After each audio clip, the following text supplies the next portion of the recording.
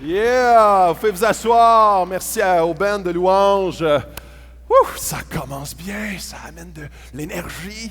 C'est bon, oh Dieu, tu es notre Dieu incomparable. Si Dieu est avec nous, qui sera contre nous? Quelle belle parole. Ce matin, on est dans une série qui s'appelle Mixtape. Mixtape, c'est une série rétro. Parce que justement, on ne sait pas ce que ça veut. Les plus jeunes ne savent pas ce que c'est ça. Donc, c'est une série qui se veut un mix d'été. Alors, plusieurs thématiques sont abordées tout au long de l'été.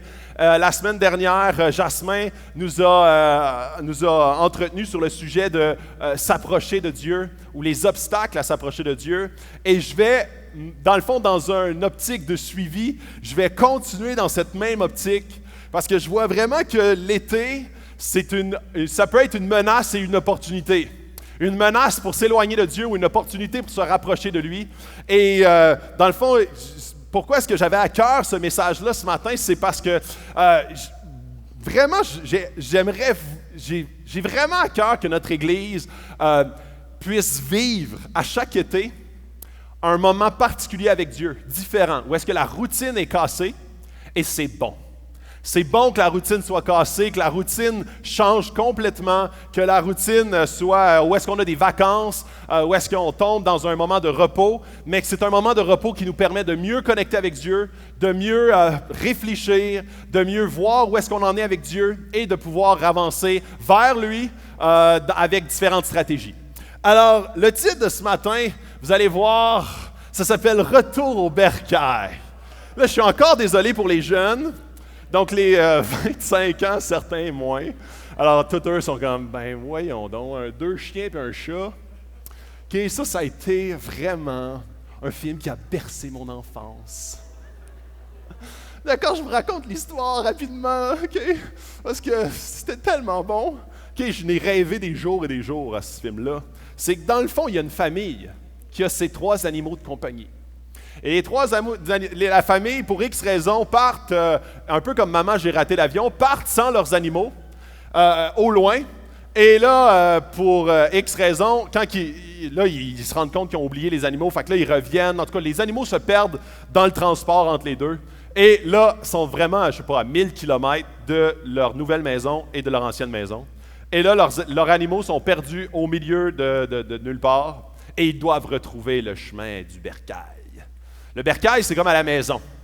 Alors là, puis dans le fond, ce qui fait que c'est vraiment sympathique comme film, c'est que les animaux, ils parlent.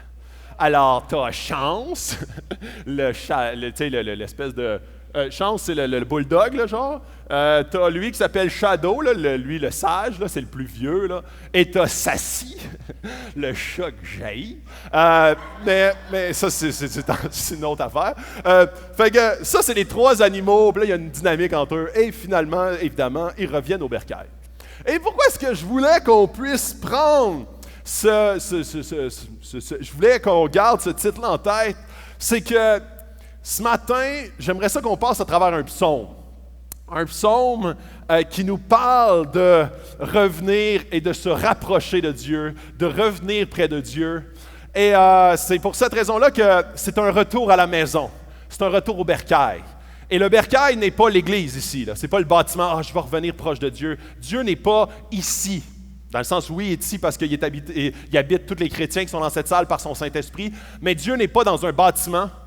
Dieu n'est pas plus dans une église que dehors, sur la rue Wellington. Dieu est omniprésent. Et quand on parle de revenir au bercail, de revenir à Dieu, de se rapprocher de Dieu, c'est une question de notre... Puis là, ça va être la thématique de ce matin. Alors, comment se rapprocher de Dieu? Comment retrouver Dieu? Retourner au bercail? Quels sont les éléments qui nous permettent de retourner à la maison, même si parfois on a l'impression d'être à 1000 km du bercail? On n'a aucune idée comment s'y rendre. On est entouré d'incompétents. Et c'est là où est-ce que des fois, c'est notre sentiment. Et ce matin, je veux qu'on puisse voir ce sentiment-là où est-ce que quand on commence notre périple, on est découragé, mais avec toutes sortes, et je veux qu'on se plonge dans la parole pour voir comment est-ce que c'est encourageant de voir ce que Dieu a pour nous ce matin. Et je vais avoir différentes thématiques. Je vais passer à travers le psaume 73 avec vous. Et j'espère que ce passage-là va vous toucher comme moi, il m'a touché. Alors, je commence. Oui, ceux qui... Puis là, je commence par la fin du psaume, OK? Juste pour briser le punch dès le départ, comme les chiens, les deux chiens et le chat, ils retournent chez eux à la fin. Okay? Ça, c'est le punch. Fait que vous n'avez pas besoin d'aller écouter le film, de louer la vidéo cassette. Et ça, c'est le punch. Alors, je vous dis tout de suite le punch. Le punch, c'est « Oui, ceux qui s'éloignent de toi vont à leur perte. Tu réduis au silence tous ceux qui te sont infidèles. Pour moi, mon bonheur, c'est de m'approcher de Dieu. » Et ça, c'est Asaph qui écrit ça. Et je vais parler un petit peu d'Asaph tantôt. Mais c'est Asaph qui écrit ça. Et lui, ça finit comme ça. Mais ça commence vraiment, vraiment pas comme ça. Alors, c'est le premier point que je veux qu'on voit là-dedans, c'est que par nature, de façon naturelle, tout le monde dans cette salle, notre nature, à la base, on a une attraction naturelle à s'éloigner de Dieu. Ce n'est pas naturel d'être attiré vers Dieu sans rien faire. Par nature, et comme Isaïe, là, puis je vais donner quelques exemples. Isaïe, une année, il dit, c'est un prophète qui a écrit un gros livre, Isaïe, il dit « Vos péchés vous séparent de Dieu, le salut est loin de vous ». Dans Éphésiens 2, ça c'est Paul qui parle. Il dit « Par nature, on est séparé de Dieu ». Il dit « Par nature, ce qui nous habite naturellement, notre nature même, on ne veut pas coller à Dieu. On veut décoller, on veut faire, on veut mener notre vie, on veut prendre nos décisions, on veut décider par nous-mêmes. On sait où se trouve notre bonheur. Donc, quand notre vie va bien, on a tendance à se décoller de Dieu. On a tendance à voir où se trouve notre bonheur mieux que Dieu. Et c'est là où est-ce que le premier point, c'est que naturellement, si on n'est pas intentionnel dans la direction inverse de retourner au bercail, naturellement, on se distance de Dieu. Naturellement, quand on se lève le matin, si on n'est pas mindé autrement, on ne se collera pas à Dieu. Alors souvent, il y a des gens qui sont comme, tu sais, être chrétien, tu es habité de l'esprit, puis ça va être comme, ça va flower. Ça va comme, tu vas te laisser aller sur le fleuve, puis de m'amener, c'est comme, salut, je reviens au bercail. Mais c'est tout autre, et ça, c'est pas du tout la réalité. Et très souvent, on se retrouve à être loin de Dieu parce qu'on se laisse juste aller à ce que notre cœur et notre émotionnel désire dans le moment présent. Et pourtant, ça nous amène progressivement, mais sûrement, loin de Dieu. On va au sens inverse du bercail. Et quand tu viens au monde, tu es loin de Dieu. Tu n'es pas proche de Dieu en venant au monde, puis c'est le monde qui corrompt. On est, dès notre naissance, on est avec une nature pécheresse. On est avec un désir de faire à notre tête. Je sais comment. Je suis capable. Moins capable. Moins capable. Puis en vieillissant, ça commence à 2 ans, puis en vieillissant, c'est juste le vocabulaire qui évolue. Je suis capable. Mais ça reste la même mentalité, le même cœur qui veut dire, non, je suis capable de prendre en charge ma vie. Mais comme ici, il dit, ceux qui s'éloignent de toi vont à leur perte. Et ça, c'est fini avec ça. Et vous allez voir qu'il ne commence pas comme ça. Parce que des fois, c'est plus compliqué quand on tombe dans la pratique. Dans Éphésiens 2,16, c'est Paul qui parle, il dit « Il a voulu les réconcilier l'un et l'autre avec Dieu en les réunissant dans un seul corps au moyen de la croix, en détruisant par elle la haine. » Et avant d'aller plus loin, puis là, je ne veux vraiment pas péter la bulle à personne ou je ne veux pas comme paraître discriminant. Mais le prochain point, c'est que tu es incapable de te rapprocher de Dieu par toi-même. C'est le premier point que je veux qu'on puisse mettre au clair. Tu ne peux pas t'approcher de Dieu par toi-même. Alors tu dis, OK, c'est facile d'abord. J'ai juste à mettre ça dans les mains de Dieu, puis ça va tout se faire, parce que je ne peux pas le faire par moi-même. Et là, c'est important de comprendre qu'il y a une dynamique à 2 parties. Tu ne peux pas t'approcher de Dieu si, premièrement, tu ne passes pas par la porte qui est Jésus. Et c'est ça que ce passage-là parle. Il a voulu les réconcilier l'un et l'autre avec Dieu, en les réunissant dans un seul corps au moyen de la croix, en détruisant par elle la haine. Il est venu annoncer la paix à vous qui étiez loin et à ceux qui étaient près. À travers lui, en effet, Jésus, nous avons les uns et les autres accès auprès du Père par le même esprit. Je ne dis pas que tu ne peux pas cheminer vers Dieu. Je ne dis pas que Dieu ne peut pas t'enseigner sans Jésus. Je ne dis pas que Dieu ne peut pas intervenir puissamment dans ta vie, la vie de tes proches. Je ne dis pas que Dieu ne peut pas se révéler de d'autres manières. Je parle comme par la nature, par des circonstances extraordinaires, par des éléments qui sortent complètement de ce qu'on peut voir dans la vie normale. Mais il ne peut pas réconcilier si Jésus n'est pas là.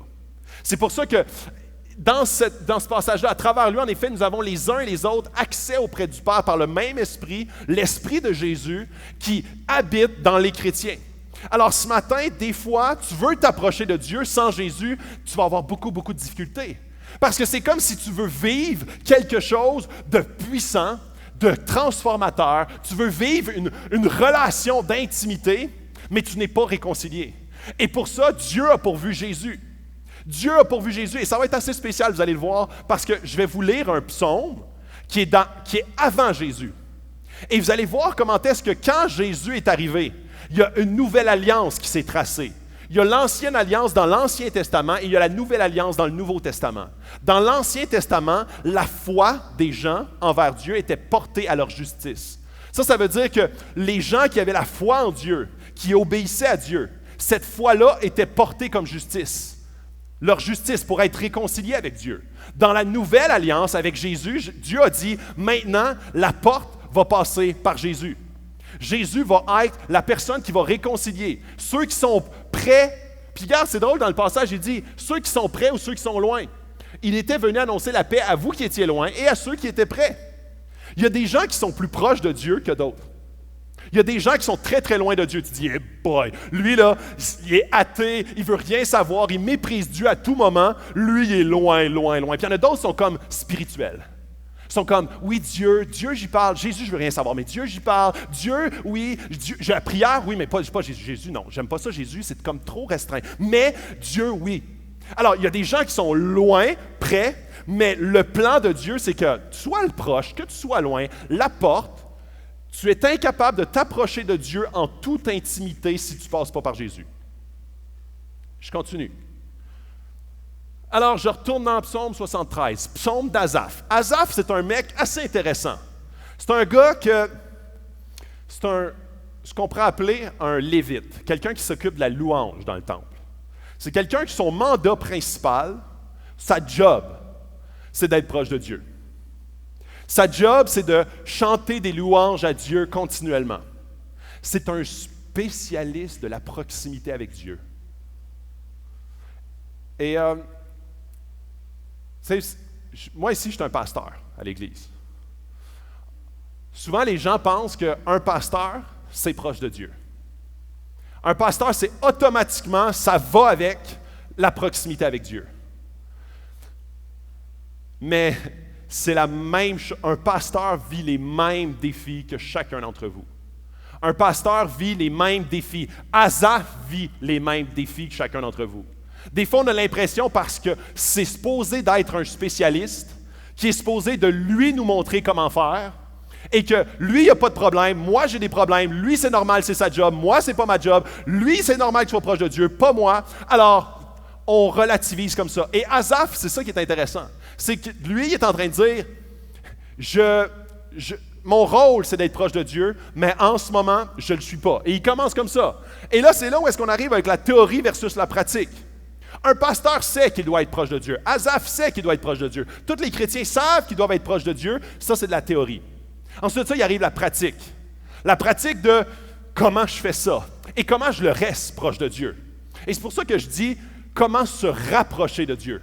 Ce n'est pas s'approcher, c'est se rapprocher. Parce que c'est clairement pas la première fois que tu fais ça, mais c'est non plus la dernière. Parce que tous les chrétiens ont des hauts et des bas dans leur proximité avec Dieu.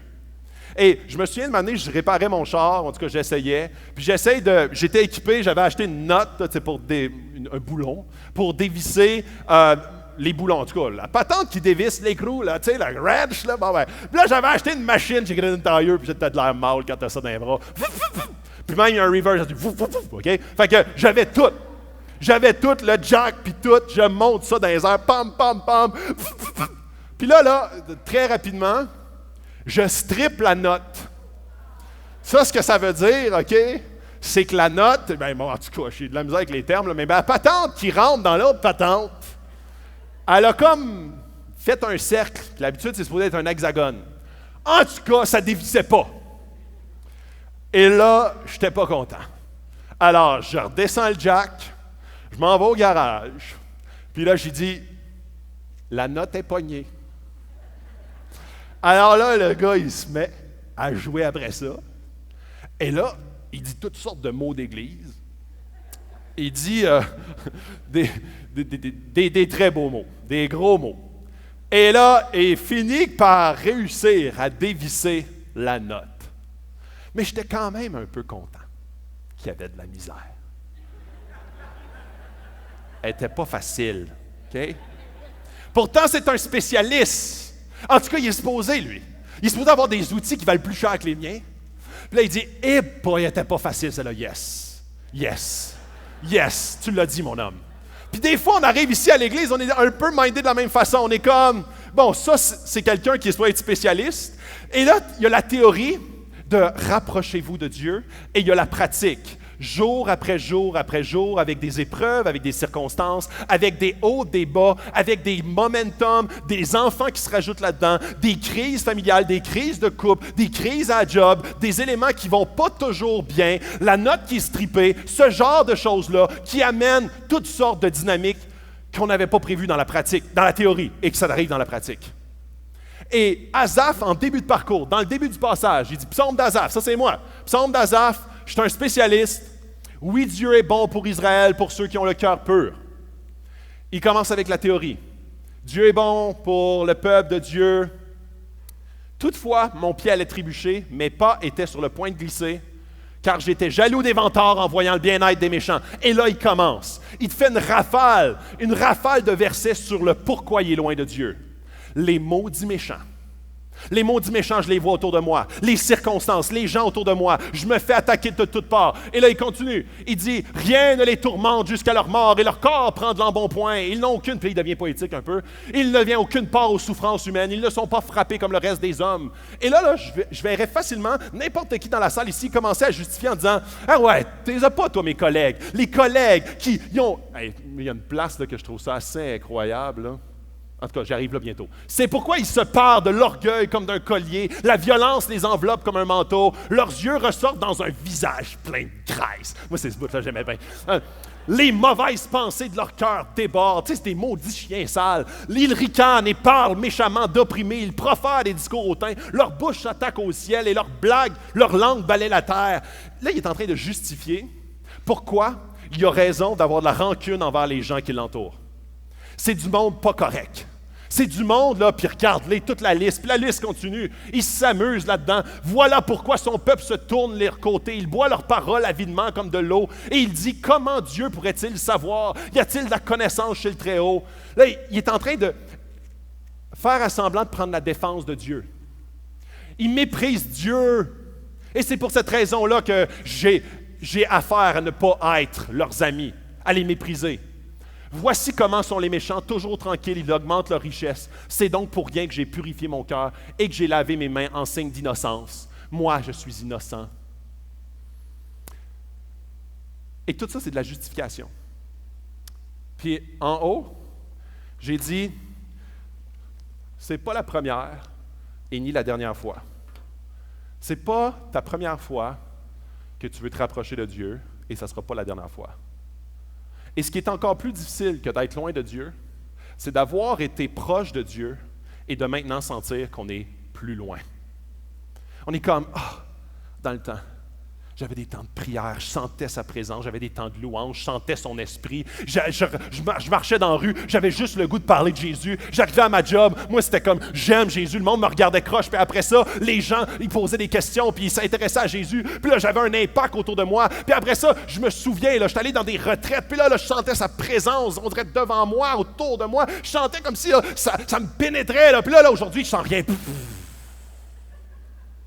C'est le désert.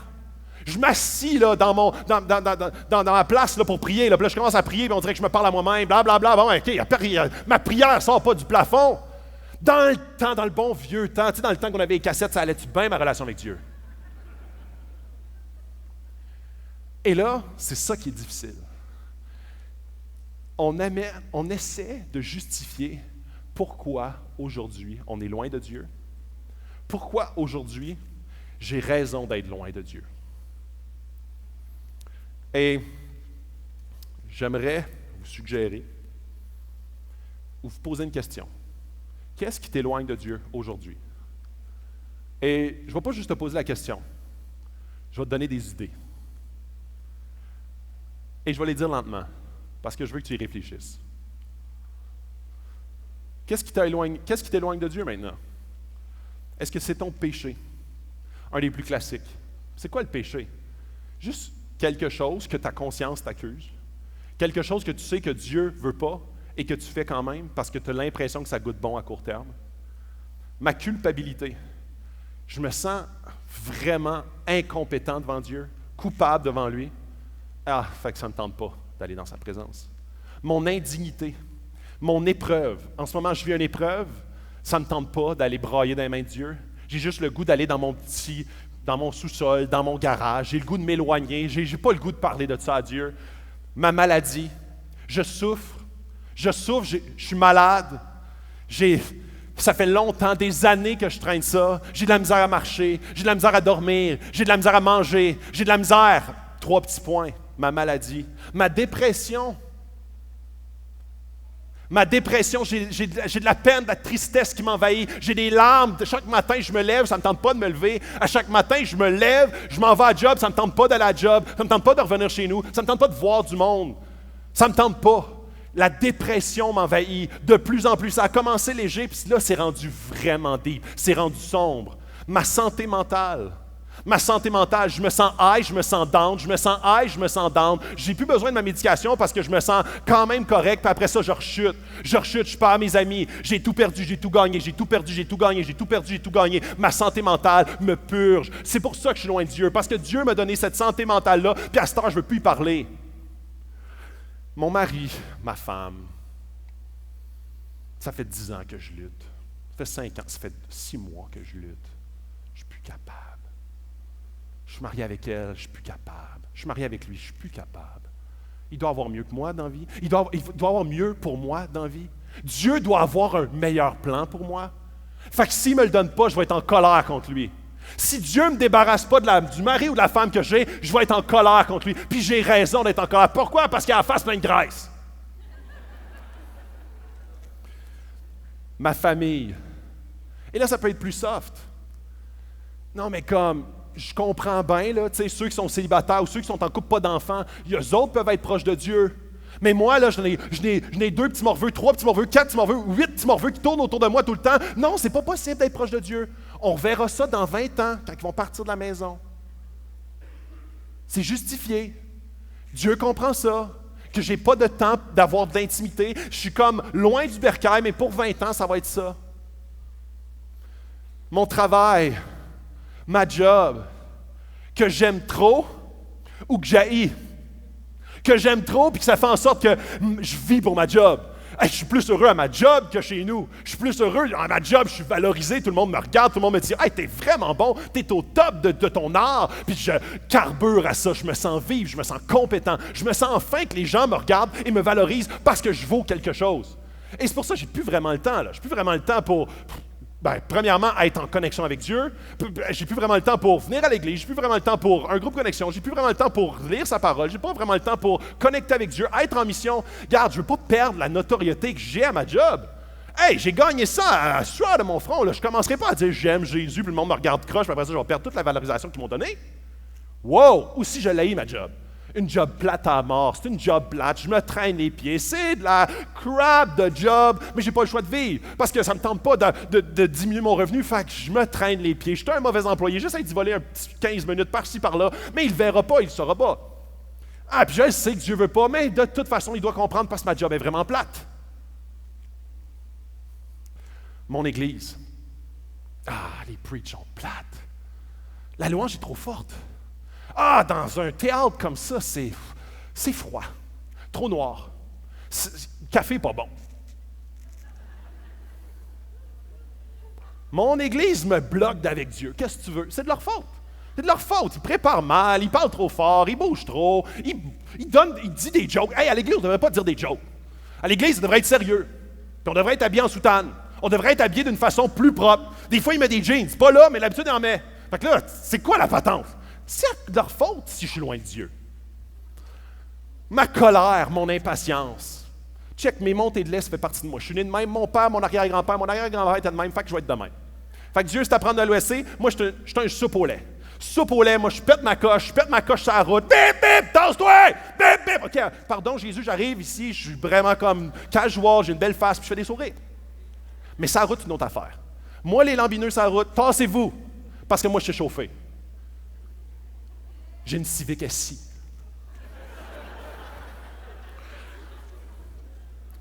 C'est une voiture performante. Ma jalousie. Je suis jaloux des autres qui ont des promos. Je suis jaloux des autres qui ont des enfants. Je suis jaloux des autres qui n'ont pas d'enfants. Je suis jaloux des autres qui ont de belles femmes, qui ont un beau mari. Je suis jaloux des autres que leur couple a de l'air en santé. Je suis jaloux d'eux autres qui s'en vont loin en vacances. Je suis jaloux d'eux autres qui ont comme un Winnebago. Je suis jaloux d'eux autres qui ont de l'air d'avoir une vie facile à s'approcher de Dieu. Moi, je ne l'ai pas. Puis c'est pour ça que je peux être loin de Dieu. La rancune, on m'a fait une offense. On m'a blessé profondément. Et c'est pour ça que Dieu, je ne veux rien savoir. On m'a fait du mal. Et je souffre, Dieu. Donc, j'ai raison de t'en vouloir à toi aussi, parce que c'est toi qui l'as permis. La crainte, la peur. La peur de Dieu, la peur des autres, la peur de toi-même et de ce que tu préfères. La déception, ma prière non exaucée. J'ai tellement prié, puis ce n'est pas arrivé. Le deuil.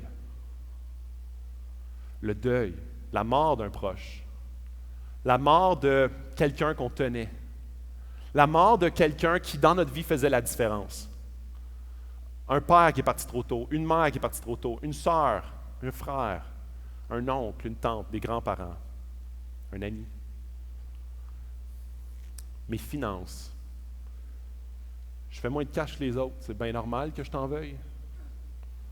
Ma vie, point.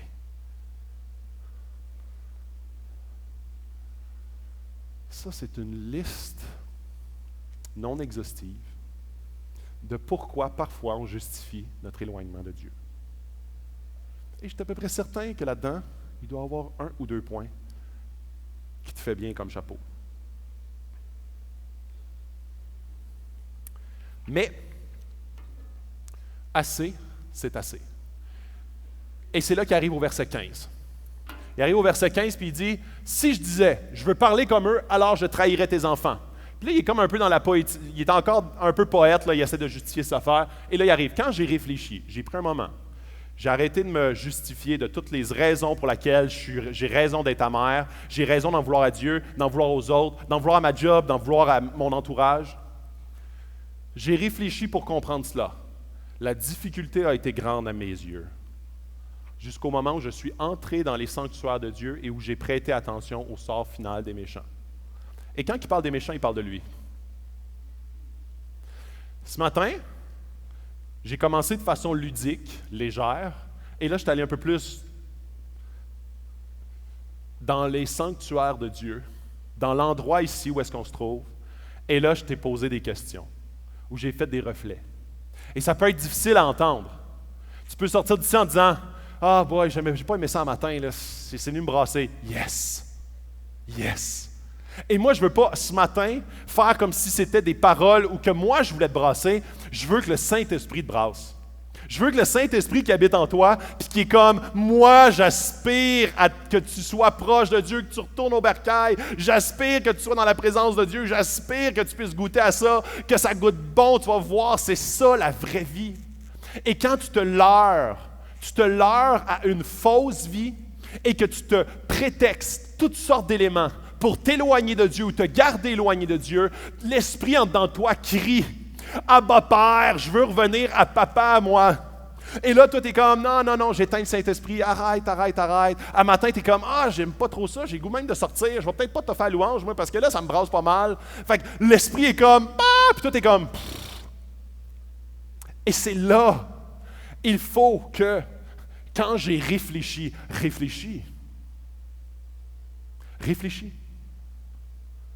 Prends conscience. Pour comprendre cela, la difficulté a été grande. Et je sais que ça peut être difficile pour toi. Ça peut être difficile. Ça peut être pénible.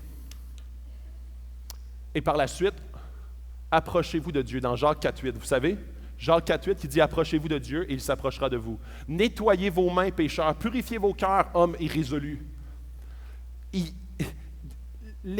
Souvent, l'obstacle à retourner vers Dieu, c'est un élément qu'on aime plus que Dieu. C'est un élément, un idole. C'est quelque chose qu'on met devant Dieu qui fait en sorte de nous amener, nous tenir loin de Dieu. Et c'est une promotion d'été. Fais un petit pas vers Dieu, Dieu va en faire un grand vers toi. Et c'est ça qui est extraordinaire. Dieu, il veut. Puis c'est là où est-ce que quand on met tout le fardeau sur Dieu, comme fais ta job. Si tu t'as mis ta confiance en Jésus, c'est possible. Et là, tout est une possibilité pour te rapprocher de Dieu. Toi, tout seul, tu ne peux pas te rapprocher de Dieu. Avec Jésus, tu peux. Une fois que tu as compris ça, après ça, Dieu il dit, OK, fais un petit pas vers moi, je vais en faire un énorme vers toi. Fais un petit pas dans ma direction et moi, je vais en faire un énorme dans ta direction. Et ça, c'est la promo d'été qui se perdure pour l'éternité. Et c'est exactement le verset, approche-toi de Dieu et il va s'approcher de toi. Le début de la remontée. Alors, lorsque mon cœur était aigri et mes reins transpercés, lorsque j'étais dans le fond du baril, que ça ne me tentait pas pantoute, que je viens à l'église, je me traîne les pieds, ça ne me tentait vraiment pas de me rapprocher de Dieu, mon cœur était amer, j'étais idiot. J'étais stupide. Ah, puis là, c'est cool. Et je ne comprenais rien. J'étais devant toi comme une bête. J'étais comme une petite bébite qui essaie de... Puis là, Dieu est comme, non. Puis là, de manière, quand tu prends conscience de ça, tu es comme, ah, el stupido. Let's go. Et là, ça s'en vient intéressant. J'étais idiot et je ne comprenais rien. J'étais devant toi comme une bête. Cependant, je suis toujours avec toi. Tu m'as empoigné la main droite. Quand tu as l'impression d'être loin de Dieu, Dieu, il est là, puis il te tient la main. En ce moment, mes enfants, ils apprennent à nager. Et c'est drôle, ils ont deux personnalités différentes. Mon petit garçon, lui, de 3 ans, il saute dans l'eau, il est en train de se nailler, puis il n'y a pas de problème. Puis il n'est pas capable de nager, puis là, il presse se nailler là, puis lui, il sort de l'eau, puis ma fille, elle, il faut que je la pousse. Il faut comme... Non, je suis là, je te tiens la main, peu importe ce qui arrive, fais-moi confiance. Parce qu'elle, c'est comme, elle veut flotter là, comme de même. D'où, là, ça va bien. Fait qu'elle est toujours un peu sa limite. Et là, ce que j'ai dit, je vais te tenir la main, peu importe ce qui va se passer. Papa, il est là. Tu as l'impression que l'eau te submerge. Papa, il est là et il te tient la main. Il ne se passera jamais rien. Papa, il est là, il te tient la main. Je ne vais jamais la lâcher, ta main. Tu peux me faire confiance. Mon petit gars, il ne réfléchit pas, lui. Je n'ai même pas besoin de dire, fais-moi confiance. Mais j'ai dit pareil, je te tiens la main. Quand toi, tu sautes dans le vide, je te tiens la main. Pourquoi? Parce que tu mourrais, éventuellement. C'est pas lui qui fait comme, tiens-moi la main, papa. Non, mais je l'y tiens pareil. Et c'est ça que Asaph est en train de se rendre compte. Il est en train de dire, OK, ça ne dépend pas de moi si Dieu me tient la main ou pas. Il me tient la main que je le veuille ou non. Il me tient la main, il est là constamment, il ne va jamais me la lâcher. Il me tient la main. J'étais comme une bête qui essayait de se braquer, de se mettre ses petits pics là, vers Dieu en disant, regarde comment est-ce qu'ils sont décrotés, puis comment est-ce que j'ai le droit d'être loin de toi, puis de dire comment est-ce que le monde dans lequel je suis est un monde pourri. Puis c'est normal que je puisse vivre des rages et d'être loin de toi, de me distancer de toi progressivement. Là, il était comme, ah non, je suis une petite bête, je suis un idiot. Dieu, que je le veuille ou pas, me tient la main dans toutes circonstances. Tu me conduiras par ton conseil, tu me prendras dans la gloire. Qui d'autre ai-je au ciel et sur la terre? Je ne prends plaisir qu'en toi. Mon corps et mon cœur peuvent s'épuiser. Dieu sera toujours le rocher de mon cœur et ma bonne part. Puis ça, je vais le traiter tantôt. C'est comme vous allez voir. Et là, je vais vous parler de ce point-là. Se rapprocher de Dieu n'est pas un sentiment, mais une position en Jésus. Ça, dans mes notes, ça disait que la foule est en délire. À ce moment-là.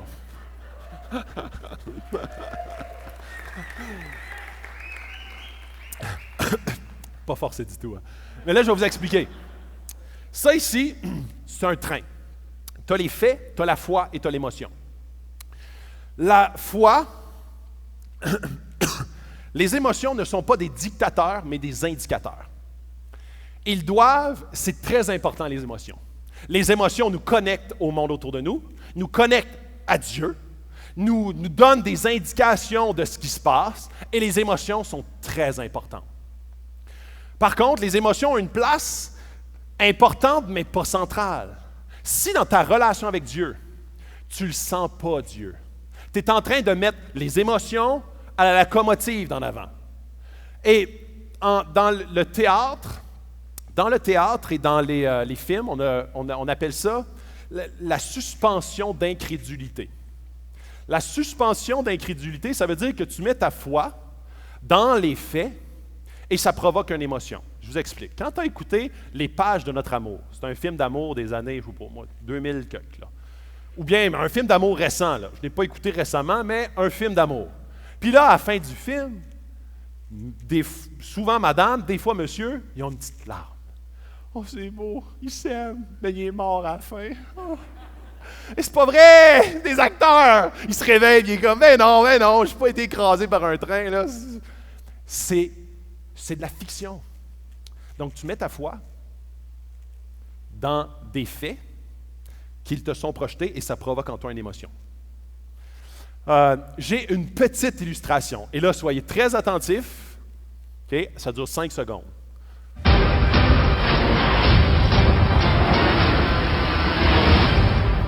C'est une publicité pour Mission Impossible.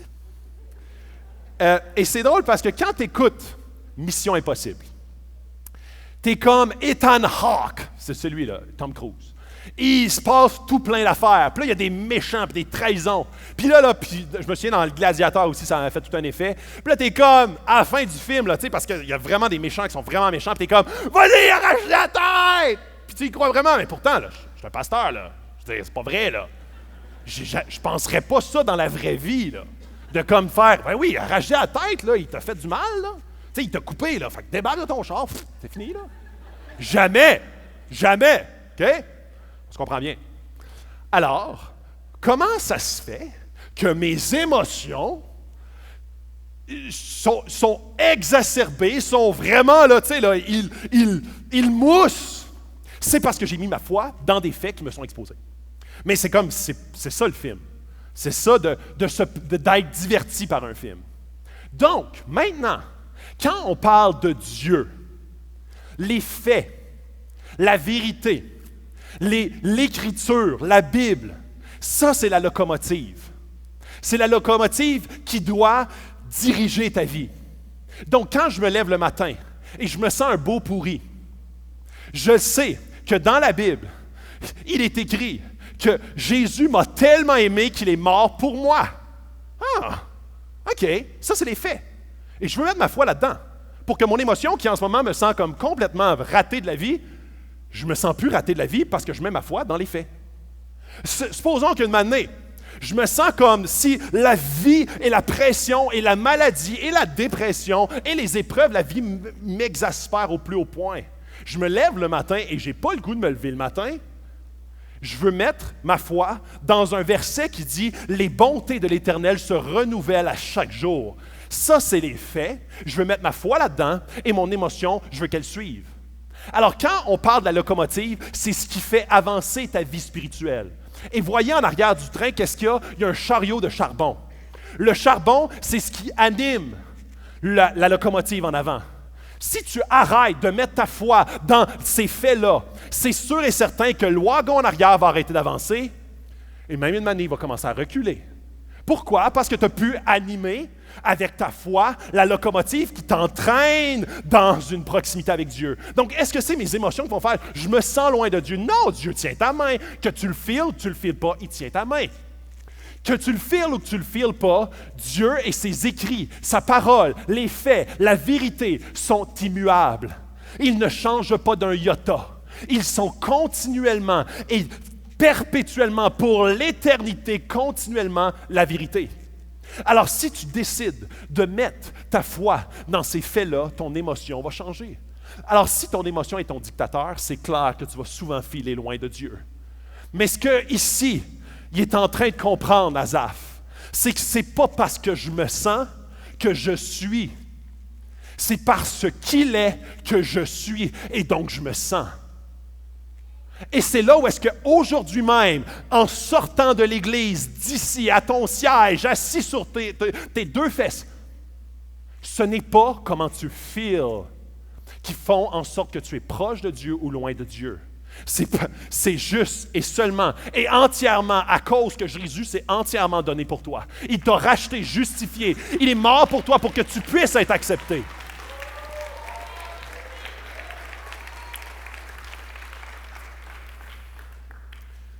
Alors, je vais inviter l'équipe de louange. Je vais terminer bientôt.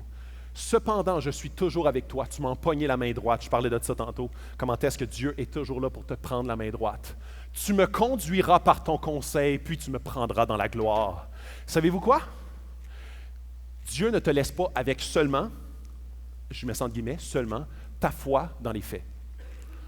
Il t'a donné un GPS interne qui s'appelle le Saint-Esprit.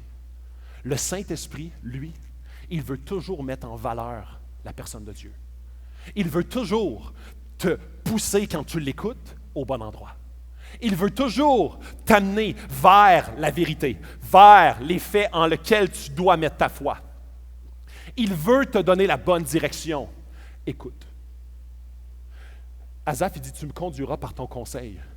Ton conseil qui vit en moi, qui s'appelle Saint-Esprit. C'est ça, c'est lui qui va me conduire, que de me mettre en valeur la personne de Dieu. C'est lui, c'est le fardeau de la direction ne repose pas sur moi, repose sur son Saint-Esprit qui m'habite et sur sa parole qui me conduit. Et ça, c'est le train qui drive. Et le wagon de l'émotion va suivre. C'est clair que je vais vivre des choses avec Dieu quand je mets ma foi dans les vérités qui transcendent mon émotion. C'est clair que je vais vivre des émotions quand la foi est orientée dans la même direction que le Saint-Esprit. Et là, Dieu veut agir, Dieu veut transformer, Dieu veut t'utiliser. Qui d'autre ai-je au ciel et sur la terre, je ne prends plaisir qu'en toi. Mon corps et mon cœur peuvent s'épuiser. Mon corps, tantôt je parlais de maladie, santé mentale, dépression, je peux même être complètement fatigué, épuisé. Mon corps. Mon cœur, mes émotions, ma colère, mon impatience, ma tristesse envers les gens, mon découragement dans mon couple ou envers ma famille, mon cœur. Mon corps et mon cœur peuvent s'épuiser, mais Dieu sera toujours le rocher de mon cœur et ma bonne part. Sais-tu quoi? Dieu n'est pas le problème, il est ta solution. Alors quand tu vois que tu dis, ben ouais, Dieu, je t'entends pas, t'es trop loin, T'es un problème dans ma vie d'être aussi loin. Dieu n'est pas ton problème et ta solution. Quand Noah, mon petit garçon, est en train de se nailler, puis il est comme, je suis comme, non, je suis ta solution, mon petit homme, je suis pas ton problème.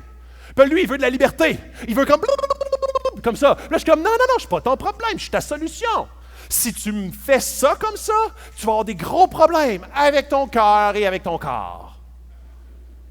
Alors, le rocher de mon cœur et ma bonne part, c'est Dieu. Alors, il se parle. Il est en train de dire, OK, mon émotion ne me dit pas ça, mais moi, je veux mettre ma foi dans les faits. Dieu, tu es mon rocher. Tu es ma bonne part. Tu tiens ma main. La position de comment je me sens ne définira pas où est-ce que je suis. Parce que je suis dans tes bras. Je suis dans ton rocher. Je suis sur ton rocher. Je suis sous ton refuge. Une excuse pour m'éloigner versus une opportunité pour m'approcher de lui.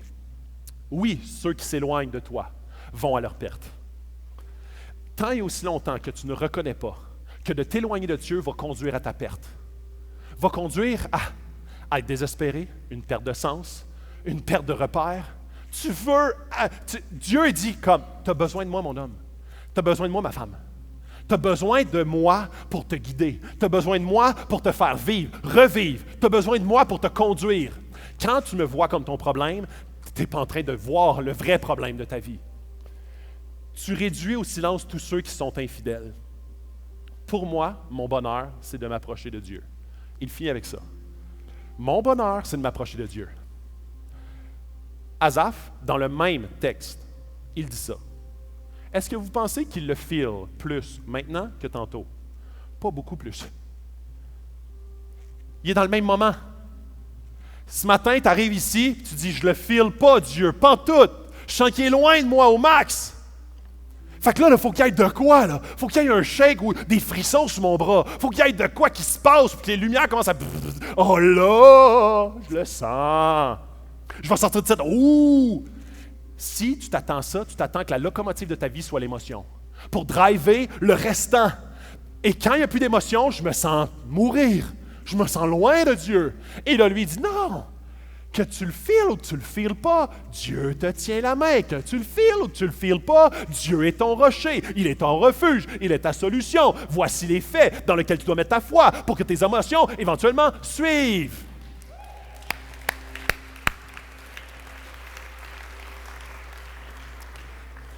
Et là, je termine. La porte de secours. Pour moi, mon bonheur, c'est de m'approcher de Dieu. Je place mon refuge en toi, Seigneur éternel, afin de raconter tout ce que tu fais. Vous savez, j'étais un peu grand. Et quand je m'en vais dans un avion, j'essaie le plus possible de prendre la sortie de secours. Et la sortie de secours, je m'assis, puis tu sais, comme dans certains avions, il y a comme 2 sièges au lieu de 3. Fait que je suis moins squeeze, puis mes jambes, je peux les étirer. Et là, l'hôtesse de bord, elle vient me voir, et elle me dit, « Monsieur Baudouin, si vous êtes responsable de la sortie de secours. » Je suis comme, « Leadership! » Et là, après je continue, et là, elle me dit, si jamais on a à amérir, à cracher, c'est vous qui allez ouvrir la porte, et là, vous allez pouvoir laisser les autres sortir. Et là, ça me stresse un peu, parce que là, c'est une grosse responsabilité, là. C'est moi qui ai la main sur la porte. Puis là, ça va être clair, là, parce que moi, je suis prêt, là. Moi, si j'entends un petit secousse, c'était peut-être pas le bon timing. Fait que, hey, il va-tu être clair, là, le pilote, là?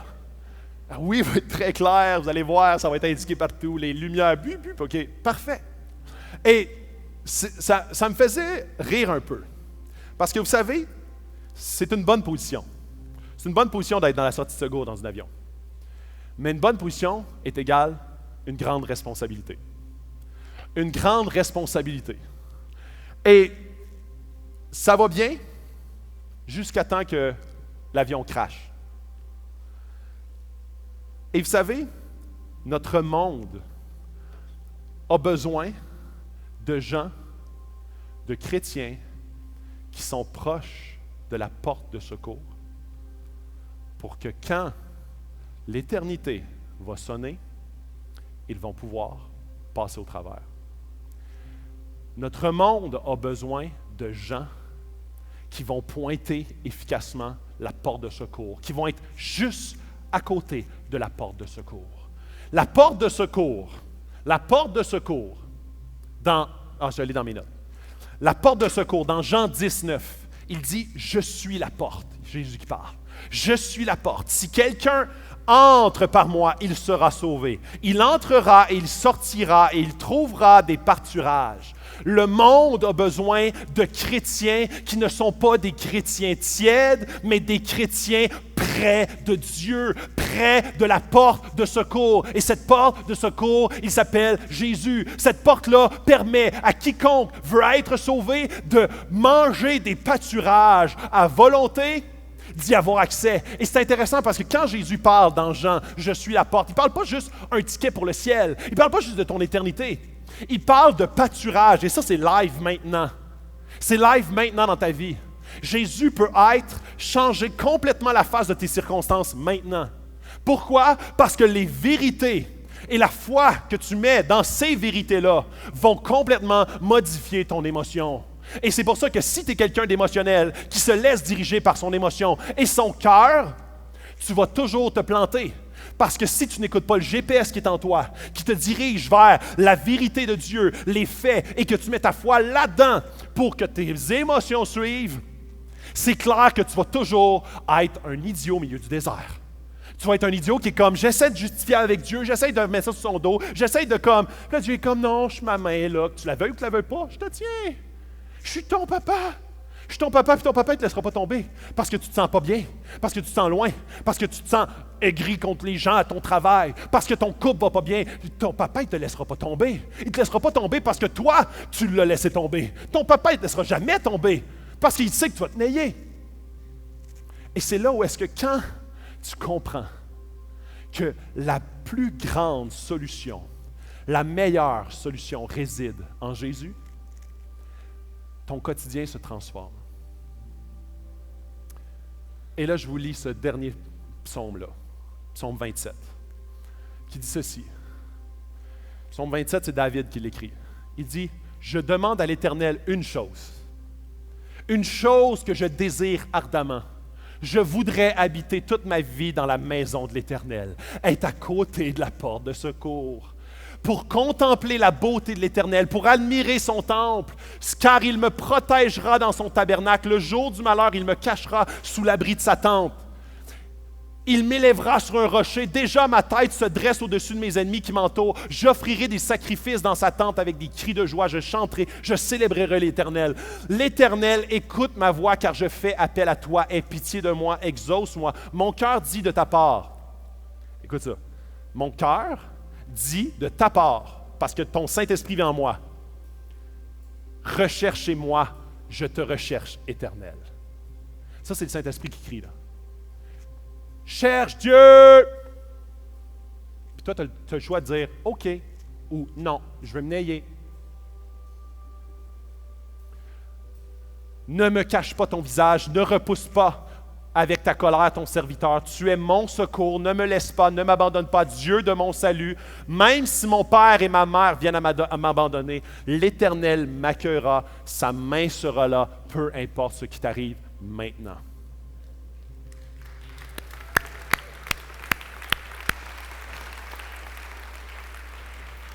Vous savez, à la fin, dans le psaume 73, afin de raconter tout ce que tu fais, le mandat des chrétiens, c'est d'être des témoins fidèles de Jésus-Christ.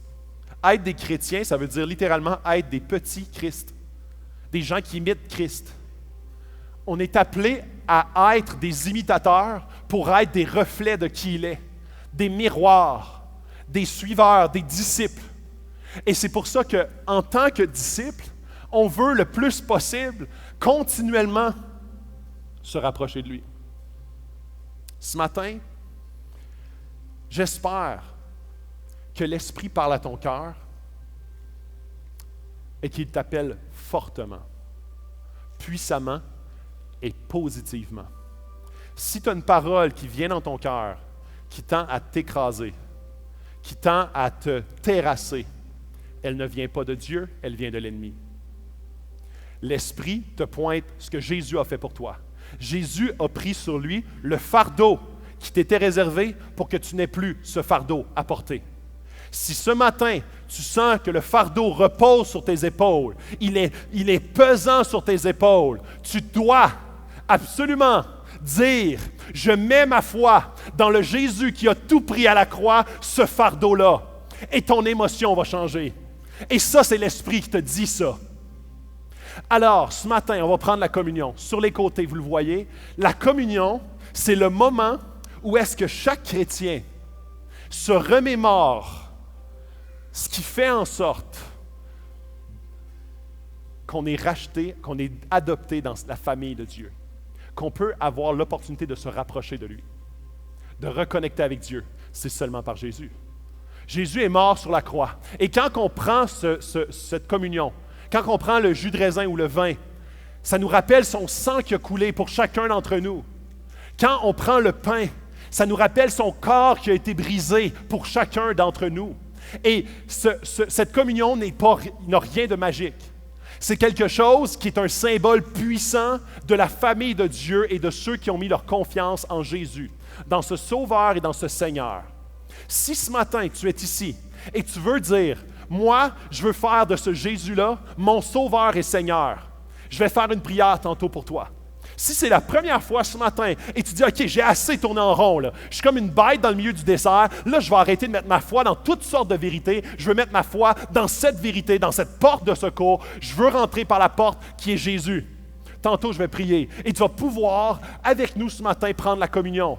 Si tu es un chrétien qui est habité du Saint-Esprit, qui a mis ta foi en Jésus comme Sauveur et Seigneur, je t'invite à prendre cette communion parce que c'est un symbole puissant. Si tu es en cheminement avec Dieu, si tu es en cheminement, tu te questionnes sur différentes choses. Il y a plusieurs choses que tu es comme, je suis encore en train de m'approcher progressivement de Dieu. Je n'ai pas encore fait la décision de faire de Jésus mon Sauveur et mon Seigneur. Je t'invite à ne pas prendre la communion. Parce que c'est quelque chose qui est réservé, non de façon discriminatoire, mais qui est réservé pour les gens qui ont mis leur foi en Jésus. C'est ça la communion. Et ce matin, on veut le faire en Église. Donc, je vous invite dans le premier chant qu'on va faire, de vous lever de votre place, aller sur les côtés, prendre les éléments. Je vais prendre un temps de prière pour ceux et celles qui veulent faire un choix ce matin par rapport à Jésus. Et vous allez voir le chant qu'on va faire. C'est vraiment spécial. C'est même pas arrangé avec le gars des vues. Je n'ai même pas parlé avec Stéphane. Ça s'appelle « Mon secours est en toi ». Je n'avais pas préparé cette illustration-là. Je n'avais pas préparé ce bout du message-là. Et là, je dis à Steph tantôt, c'est quoi ta toune tantôt? Il dit, mon secours est en toi. On a le même esprit qui habite en chacun de nous. Fait que l'esprit a parlé. Il m'a parlé et tout. Ce chant-là, c'est pour vous. Pour proclamer haut et fort que ton secours n'est pas dans tous tes espoirs que tu mets dans quelque chose ou quelqu'un d'autre que Jésus-Christ. Mon secours est en toi. Je veux prendre un temps de prière.